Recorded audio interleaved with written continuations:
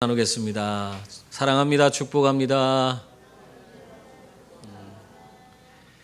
하버드 비즈니스 리뷰에 성경과 관련된 아주 특이한 연구가 실려 있게 돼서 많은 사람들이 놀랐습니다. 기독교적인 그런 게 거기에 왜 왔나 그랬는데 그 내용을 보니까 이래요. 제목이 뭐냐면 성경 묵상이 현대인의 스트레스를 해소한다 라는 그런 제목으로 이 하버드 의대 교수인 호버트 벤슨 박사가 자신들의 환자들을 관찰한 그 내용을 거기에 실은 것입니다. 이 벤슨 박사는 아주 심한 스트레스로 심장에 이상이 생긴 그런 환자를 아주 많이 맡아서 진료를 받는데 그중 몇몇에게 나타나는 아주 이상 현상이 있어갖고 그것을 심층적으로 연구하면서 이러한 결론을 얻었다는 것입니다. 뭐냐면 이 대부분의 사람들은 그냥 이 심장에 이상이 생기면 그거 잘 낫지 않는데 아주 몇몇 사람들이 아주 급속도로 좋아지는 거예요. 그 이유를 알고 보니까 하나님의 말씀을 묵상했더니 그런 결과가 났다 하는 것입니다.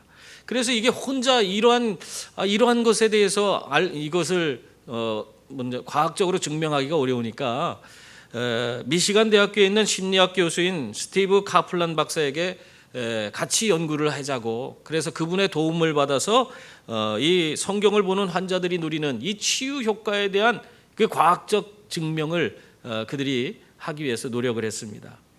결과적으로 보니까 이들의 연구에 의하면은 성경을 묵상하는 자들은 아스피린이나 또는 소화제보다도 약효가 좋았고 또 정신적 피로를 해소하는 그런 효과도 특히 매우 크게 나타났다고 합니다. 특히나 말씀을 묵상할 때 집중하는 그런 정도가 아주 깊이 집중하면 집중할수록 그러니까 우리 주님과 깊이 있는 묵상을 함께 나누면 나눌수록 그 치료 효과가 더 좋아졌다는 거예요. 놀랍지 않습니까? 말씀이 영혼과 몸을 치유하는 그런 일이 실제적으로 과학적으로 증명된 그런 기사였습니다.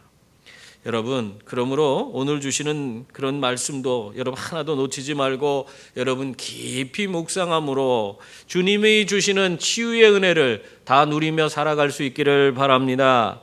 이렇게 말씀만 묵상해도 우리의 삶에 놀라운 효과가 나타나요. 치유의 그 은혜가 주어지는데 직접 예수님을 만나면 어떻겠습니까? 아마 더 놀라운 그런 은혜를 우리가 덧입게 되는 줄 믿습니다. 실제로 오늘 본문에 나오는 이 날 때부터 맹인되었던 사람은 어떻게 했어요? 예수님 만남으로 말미암아 그는 눈을 뜨게 되는 기적을 경험했어요. 완전히 그 눈을 먼 그런 맹인의 상태에서 벗어나서 정상인이 되는 그런 엄청난 그런 은혜를 덧입게 되었습니다. 여러분, 이러한 일이 사실 우리 주변에서 일어난다고 생각해 보세요. 신봉사가 눈을 떠도 그거 대단한 일이잖아요. 그죠? 근데 실제적으로 우리의 마을에, 우리의 이웃에게 이런 일이 일어났다면 참 흥분되고 정말 엄청 놀라운 일이 될 것입니다. 그런데 그 당시 이 유대인들의 모습을 보면요, 이 유대인들이라는 사람들은 그 종교 지도자를 의미합니다. 바리새인을 의미해요. 이 사람들은 자신들이 직접 그 기적의 당사자인 맹인을 보면서도 어떻게 했어요? 오히려 그들은 예수님이 베풀어준 그 기적에 대해서 기뻐하지 않습니다. 맹인에게 주어진 기적을 통해 오히려 예수 그리스도께서 그 예수님의 위대하심과 하나님 아들 되심이 드러날까봐 정말 노심초사하는 그런 모습을 보이고 있어요. 그래서 이 사람들은 어떻게 해서든지 예수님이 드러나지 않도록 아주 부정적인 이미지를 더 씌우려고 애를 쓰고 있는 그 모습을 보이고 있는 것입니다. 그래서 오늘 보면은 이 유대인들은 지금 일어난 이 맹인이 눈을 뜨는 이 기적, 이것을 부정적으로 만들려다 보니까 이것은 예수님과 맹인 사이에 서로 합의하에 벌인 그런 사기 행각이다, 이런 쪽으로 몰아가려고 했어요. 그런데 그것도 제대로 이루어지지 않았죠. 왜냐하면 실제적으로 맹인의 부모가 와서 그 자기 아들이라고 얘기하고 또 그가 날 때부터 맹인이었다는 것을 증명하니까 더 이상 자기들이 아무리 이 지금에 벌어진 이 기적 사건을 덮으려고 해도 덮어질 수가 없는 것입니다. 여러분, 우리가 아무리 애를 써도 진실은 우리가 숨길 수가 없는 것입니다. 아무리 조작하고 날조해도 결국 그 진실이 세상 앞에 드러나고 마는 것을 우리는 보지 않습니까? 세상엔 그렇게 돼 있는 거예요. 그러므로 항상 무엇을 하든지 우리는 어떻게 해야 돼? 하나님 앞에서 진실된 모습으로 정말 모든 것을 하나하나 행할 수 있는 그런 분들이 될 수 있기를 바랍니다. 구약에 전체적으로 하나님에 대한 그런 표현이 있는데 하나님은 어떤 분이라고 말씀하냐면 보고 듣고 아시는 분이다, 그렇게 말씀하고 있어요. 성경에서 말하는 전체적인 하나님을 한마디로 말하면 그분은 보고 듣고 아시는 분이에요. 우리를 정말 모든 것을 꿰뚫어 보시는 분이십니다. 그러기에 그분 앞에서 우리가 무엇을 숨길 수 있습니까? 아무것도 숨길 수 없어요. 그렇기 때문에 우리는 항상 하나님 앞에 진실한 모습으로 서서 정말 무엇을 하든지 간에 담대하게 당당한 모습으로 감당해가는 그런 분들이 될 수 있기를 바랍니다. 이 맹인의 신분이 거짓이 없다는 것이 드러나니까 이 유대인들이요 이제는 협박을 합니다. 어떻게든지 예수님을 어떻게 죄를 뒤집어 씌워야 되겠는데 이게 안 되니까 맹인을 아예 협박을 해요. 왜 협박을 합니까? 예수님을 어떻게 해서든지 끌어내리려고, 그가 베푼 기적이 아무것도 아닌 것처럼 그렇게 만들려고 그렇게 행하는 겁니다. 24절 말씀 보세요. 거기 보면 이에 그들이 맹인이었던 사람을 두 번째 불러 이르되 너는 하나님께 영광을 돌리라. 우리는 이 사람이 죄인인 줄 아노라. 이렇게 말했습니다. 여러분, 이 말씀을 우리가요 무심코 읽으면은 내게 기적을 베풀어 주신 하나님께 영광을 돌리라 하는 그런 소리처럼 들려요. 그죠? 근데 이 다음 문장에 보면은 뭐라고 하고 있습니까? 우리는 이 사람이 예수가 죄인인 줄 아노라, 그렇게 말하고 있는 거예요. 이것은 다른 말이 아니에요. 예수님이 이 지금 기적을 베풀어 주셨는데 그 사람은 죄인이라 하면서 하나님께 영광을 돌리라 하는, 그거 사실 어떻게 보면 말이 되지 않지 않습니까? 죄인이 고쳐졌는데 그걸 하나님께 영광을 돌리라, 이게 말이 안 되는 거예요.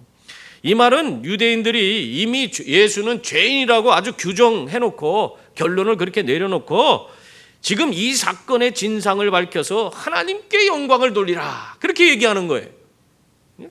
다시 말하면 예수님은 죄인인데 그것이 맞다는 것을 네 입으로 증명해서 하나님께 영광을 돌리라, 그 말씀을 하는 거예요. 그러니까 이게 지금 유대인들이 협박하고 있는 겁니다. 너 예수는 죄인이야, 그러니까 그 죄인이라고 얘기를 해. 지금 그 얘기를 대놓고 하고 있는 겁니다. 이런 웃은 일이 있었습니다. 예전에 어떤 목사님, 제가 이제 모시고 있던 그런 원로 목사님이셨는데 그 원로 목사님이 목회하실 때 그냥 직원들을 다 데리고 가서 회식을 한다고 중국집에 갔어요. 중국 요리집에 딱 가서는 다 메뉴판을 펴고 먹고 싶은 거 다 시켜 먹으라, 그렇게 했다고 그래요. 그러니까 막 사람들이 신이 났어요. 야, 오늘 뭐 먹지 하면서, 야, 이거 맛있겠다 하면서 서로 메뉴판을 보면서 이거 먹자 하고 있는데 그 목사님이 뭐라고 하는지 아세요? 나는 짜장면. 그렇게 하니까 그 뒤로는 어떻게 해요? 그 직원들이 목사님이 짜장면 드신다니까 그 더 좋은 걸 먹을 수가 없는 거예요. 그래서 다 짜장면과 짬뽕 수준에서 다 음식을 먹었다고 그래요. 여러분, 이런 것처럼 아주 기준을 정해주고 답을 요구하면 지금 유대인들이 그런 식으로 지금 이 맹인에게 답을 요구하고 있는 겁니다.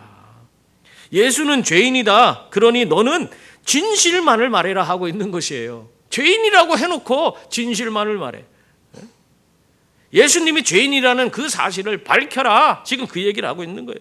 이러한 협박의 맹인은 유대인들이 무엇을 원하는지를 알면서도 그는 담대하게 자기에게 주어진 그런 이 기적 사건에 대해서 아주 진실만을 얘기하는 모습을 볼 수 있습니다.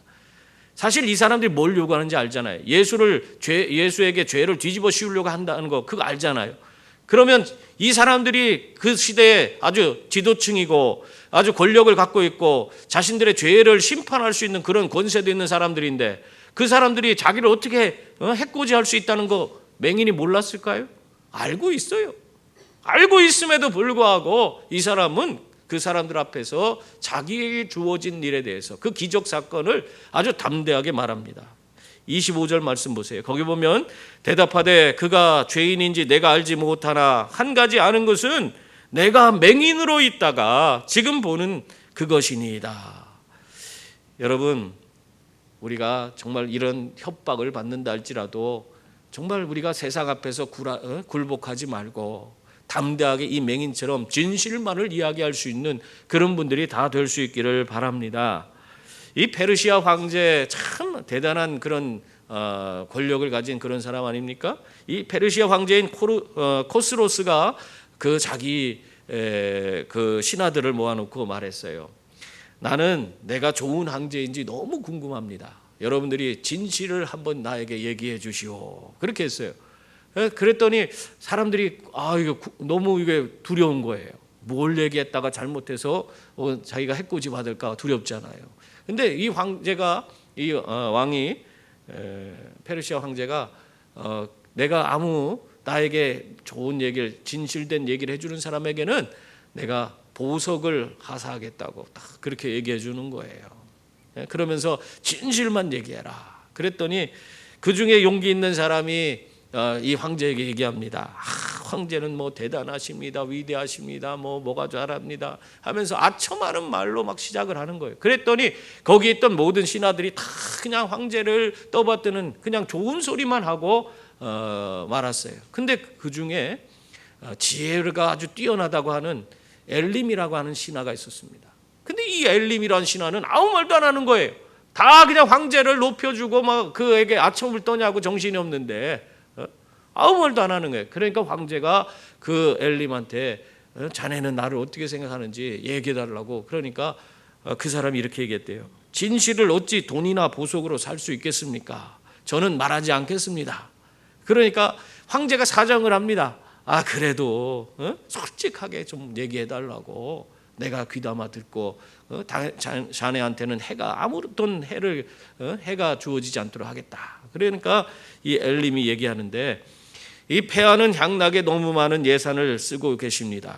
그로 인한 세금으로 백성들이 힘들어하고 있으니 그 부분만 신경을 쓰시면 성군이 될 것입니다. 하면서 그가 갖고 있는 그 황제가 갖고 있는 아주 치명적인 약점을 들추어냈습니다. 그러나 황제는 화를 내지 않았어요. 그러고 나서 그 얼마 지난 후에 황제는 이 엘림을 총리로 임명하고 나머지 신하들은 전부 다 보석을 한 보따리씩 다 싸줘서 보냈습니다. 어쨌든 좋은 소리를 했으니까. 그래서 상으로 줬어요, 보석을.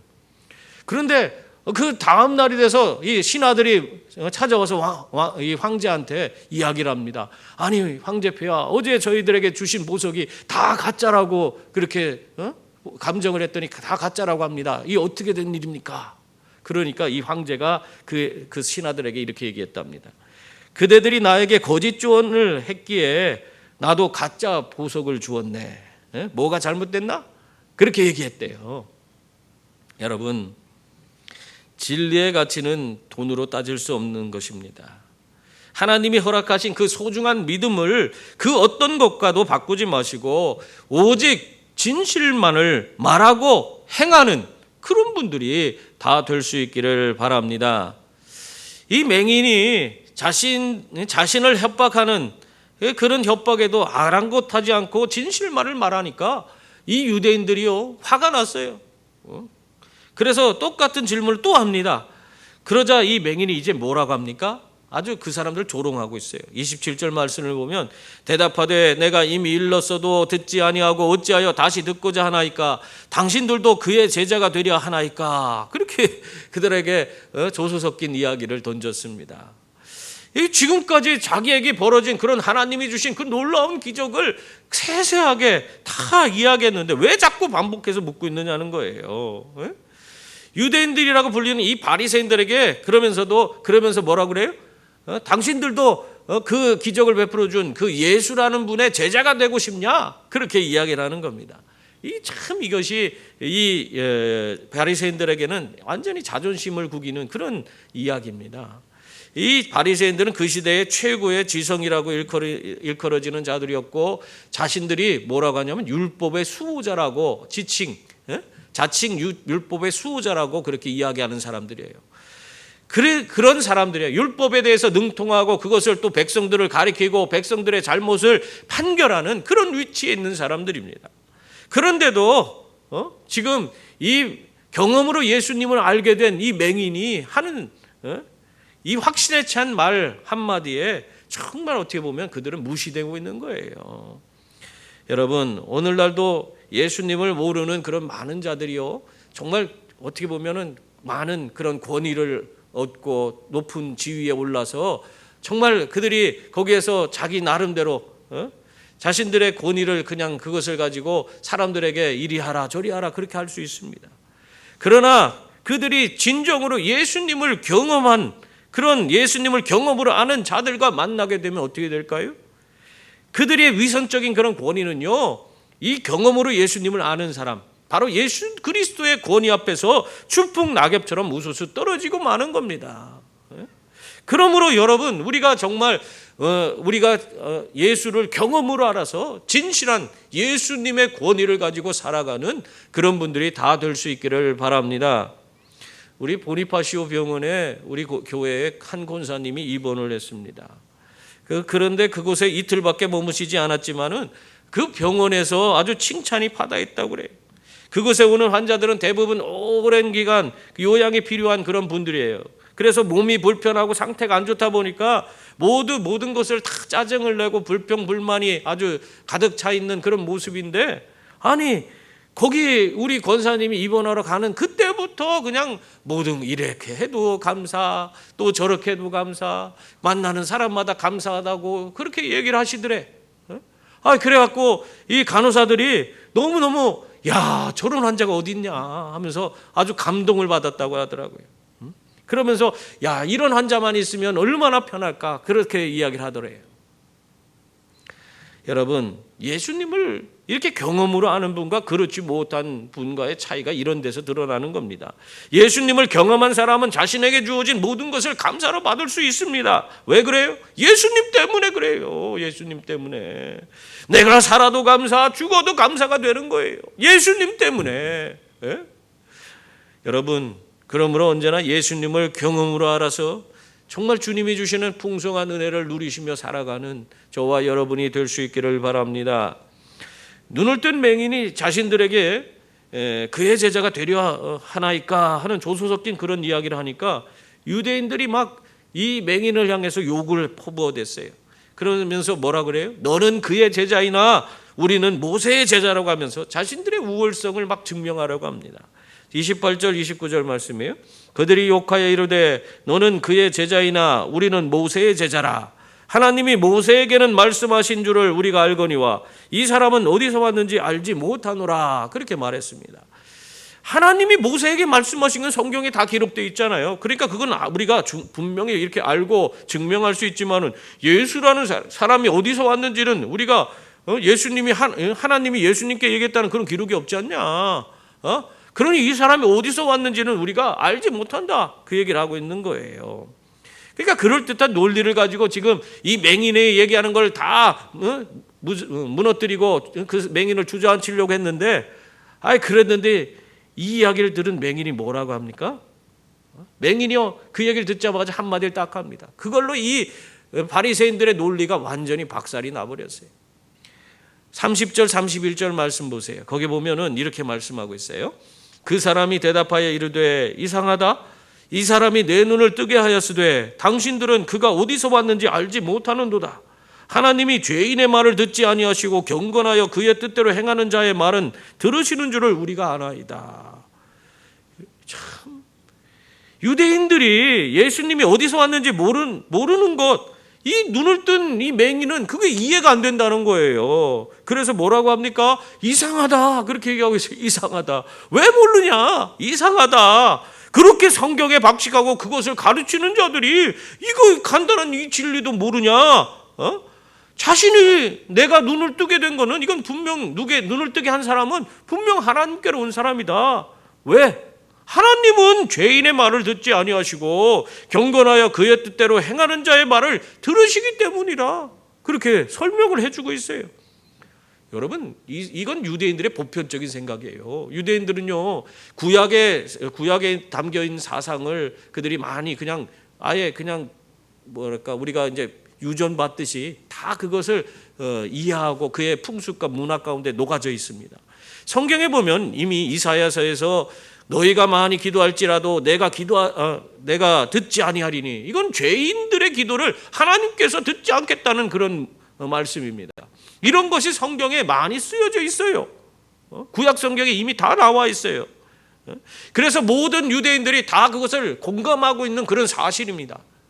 그러니까 많은 그 유대인들은 다 죄인들의 기도는 듣지 않으신다, 하나님은 경건한 자의 기도를 들으신다, 이걸 다 이해하고 있는 거예요. 그래서 배우지도 못한 이 맹인, 날 때부터 맹인된 이 사람도 그걸 알고 얘기를 하는 거예요. 그러니까 자기에게 기적을 일으킨 분은 죄인일 수가 없는 거예요. 죄인의 기도를 듣지 않으시는 하나님이 어떻게 그 하나님의 기적을 자기에게 베풀어 줄 수 있느냐 하는 거예요. 바로 이 예수라는 분이 바로 경건한 분이기 때문에, 하나님 뜻대로 행하는 자이기 때문에 그가 하나님께로 와서 자기에게 이러한 기적을 베풀어 줬다. 그걸 왜 모르냐? 하나님께로 왔다는 걸 왜 모르냐? 경건한 자의 기도를 들으시는 하나님인데 왜 그걸 모르냐? 이상하다, 그 얘기를 하고 있어요. 거기다가 더해서 눈을 뜬 이 맹인이요, 32절 33절 보세요. 거기 보면 창세 이후로 맹인으로 난 자의 눈을 뜨게 하였다 함을 듣지 못하였으니 이 사람이 하나님께로부터 오지 아니하였으면 아무 일도 할 수 없으리다. 그렇게 말하고 있습니다. 만약 이러한 일이 정말 과거에도 일어났다면, 눈을 뜬 사건, 맹인이 눈을 뜬 사건이 과거에도 있었다면은 그것이 성경에 기록이 돼 있지 않겠습니까? 그런 것이 있다면은 아마 이 바리새인들은 그걸 가지고 지금의 이 사건에 대해서 재해석하고 무슨 논란을 폈을 수도 있겠죠. 반박을 할 수도 있었을 것입니다. 그런데 성경에 그런 일이 없다는 거예요. 그래서 이 바리새인들은 아무 반박도 하지 못하고 있어요. 뿐만 아니라 그들은 이 성경에 대해서 대단히 박식한 사람들 아닙니까? 근데 성경에 기록된 맹인에 대한 얘기를 찾아보세요. 여러분도 한번 찾아보세요. 구약 성경에 맹인에 대한 얘기 나오는 곳이 어딘지, 그곳마다 무슨 얘기가 있냐면 바로 메시아가 오셔서 이 맹인의 눈을 뜨게 한다는 그 메시지가 거기에 다 기록되어져 있습니다. 이사야서 29장 18절에 보면 그날에 못 듣는 사람이 그의 책의 말을 들을 것이며 어둡고 캄캄한 데에서 맹인의 눈이 볼 것이며, 또 이사야서 35장 5절에서도 그때 맹인의 눈이 밝을 것이며 못 듣는 사람의 귀가 열릴 것이며, 이 얘기가 무슨 얘기예요? 메시아가 오시는 그때에 어떤 일이 일어나는지 그걸 기록한 거예요. 메시아가, 하나님이 보내신 메시아가 이 땅에 오시면은 귀머거리, 그러니까 못 듣는 사람이 듣게 되고 맹인이 눈을 뜨게 돼서 보게 되는 그런 기적이 일어난다 하는 것입니다. 그러면 지금 이 사건을, 이 상황을 그대로 지금 이 눈을 뜬 맹인에게 주어진 이것을 재해석해 보세요. 무슨 얘기예요? 지금 예수님으로 말미암아 이 맹인이 눈을 떴지 않습니까? 이것은 예수님 자체가 메시아라는 사실을 세상에 보이고 이미 드러내고 계신 것입니다. 그걸 사람들에게 다 보여준 거예요. 사실 이 맹인은 성경에 이런 구절이 있는지도 몰라. 배운 적이 없잖아요. 여러분, 오늘도 장애를 갖고 있으면 배우는 것이 참 어려운데, 이 예수님 당시에는 이 구걸밖에 못하는 거예요. 먹고 살라고 그래도 누가 데려다가 놓으면 가서 구걸하는, 그걸 하고 사는 사람들이에요. 맹인, 이때 당시에 장애인들은. 그런 사람들이 무슨 대단한 성경적인 지식을 갖고 그걸 공부를 했겠습니까? 그런 이 맹인은 그것도 모르고 있는 거예요. 그러나 사실 지금 맹인이 이야기하는 것을 들은 이 유대인들은 누구보다도 메시아가 오시면은 맹인이 눈을 뜬다는 그 이야기를 다 알고 있는 사람들이었습니다. 그렇다면은 지금 맹인에게 벌어진 이 사건을 보면서 그들이 어떻게 해야 돼요? 와, 우리 가운데 메시아가 오셨구나 하면서 예수님 앞에 나아가고 예수님께 믿음을 고백하고 그분을 정말 믿음으로 자신의 삶에 영접하고 그분 모시고 살아야 되지 않겠습니까? 근데 그들은 그렇게 하지 않았어요. 이 유대인들이 왜 그렇게 하지 않았을까요? 지금까지 자기들이 누려온 이 종교 지도자로서의 그런 입지와 존경, 그리고 세속적인 그런 부귀 영화를 놓을 수 없었기 때문에 그렇습니다. 그래서 눈을 뜬 맹인도 자신에게 기적을 베푸신 분이 하나님께로부터 온 분, 그런 분이라는 사실을 다 자기 입으로 고백하고 있는데, 이 사람들은 그것을 부인하려고 어떻게 해서든지 가로막으려고 예수님을 오히려 부인할 뿐만 아니라 적대시하는 그런 모습으로 나타나고 있는 것입니다. 여러분, 오늘 우리들의 신앙은 어떻습니까? 우리들의 신앙의 모습은 이렇게 눈을 뜬 맹인처럼 확신을 가지고 점점 더 예수님 앞에 가까이 나아가는 그런 신앙을 지니고 있습니까? 아니면 세상 일에 바쁘고 지금 내가 누리는 것, 이걸 더 움켜쥐기 위해서 주님 앞에 나아가는 것을 등한시하고 또 주의 뜻을 내가 외면하며 살고 있지는 않습니까? 오늘날 많은 그리스도인들이 그 누리는 것을 놓지 못해서 오히려 세상에서 많은 것을 더 얻고 그것을 움켜쥐기 위해서 정말 어떻게 보면 주님을 외면하고 살고 있습니다. 신앙생활을 그냥 적당히 하면 된다고 그렇게 생각하며 살고 있어요. 여러분, 신앙생활은 적당히 하는 것이 아닙니다. 예수 그리스도는 여러분의 모든 것입니다. 성경은 세상과 주님을 겸하여 섬길 수 없다고 분명히 말씀하고 있습니다. 세상과 손잡으면 멸망이고 주님과 손잡으면 구원과 영생이 주어진다고 말씀하고 있어요. 이것은 변치 않는 진리입니다. 그러나 중요한 것은 이 모든 선택은 내게 달려 있다는 거예요. 영국에서 가장 국민들에게 사랑받았던 왕이 조지 6세입니다. 이 조지 6세가 아주 연설을 잘하는 사람으로 알려져 있습니다. 하지만 이 조지 6세는 어린 시절부터 말을 심하게 더듬던 그런 사람이었어요. 그래서 정상적인 대화를 사람들과 나눌 수 없는 그런 사람이었다고 합니다. 근데 라이오넬이라고 하는 그런 좋은 선생을 만나서 그 컴플렉스를 극복하고 정말 말을 잘할 수 있는 그런 왕이 되었는데, 그것을 영화로 만들었더라고요. 그래서 킹스 스피치라고 하는 영화가 있어요. 그게 그 사람 얘기를 영화로 만든 겁니다. 그런데 이 조지 6세가 왕위에 올랐을 때 당시 히틀러는 선전포고도 없이 그냥 영국의 시시때때로 그냥 공습을 퍼부어댔습니다. 그래서 모든 사람들이 겁에 질려서 그냥 두려워하고 있었어요. 이 상황에서 전쟁을 치르는 병사들과 국민들에게 용기를 이끌어내고 이런 난국을 안정을 시키기 위해서 이 조지 6세가 대국민 라디오 연설을 하게 됩니다. 이 연설은 아주 역사의 길이 남을 명연설로 지금도 아주 인정받고 있는 그런 연설이에요. 그 연설의 마지막 부분에서 이 조지 6세가 루이스 해스킨스의 시간의 문이라는 그런 시를 인용해서 마무리를 지었는데요. 그거 한번 들어보세요. 나는 시간의 문에 서 있는 남자에게 물었습니다. 내가 알지 못하는 곳이라도 안전히 갈 수 있는 빛을 달라고. 그러나 그는 어두운 곳을 가리키며 대답했네. 저 어둠 속으로 들어가십시오. 그러나 하나님의 손에 맡기십시오. 그 어두움이 당신의 빛보다 낫고 환한 길보다 더 안전할 것입니다. 여러분, 아무리 힘들고 어려운 상황이 여러분 삶에 주어진다 하더라도 주님과 함께하는 길을 선택하시길 바랍니다. 이보다 더 현명하고 나은 그런 방법은 없습니다.